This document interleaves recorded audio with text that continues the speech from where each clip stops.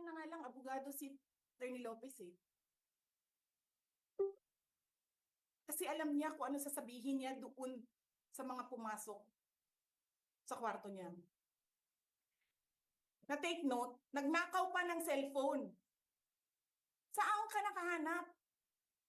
Papasok ka, nanakawin mo yung cellphone, dadalhin mo pa yung tao.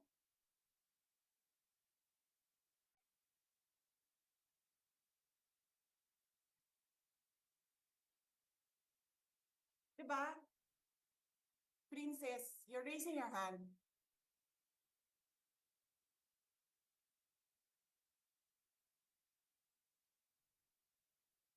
Hello?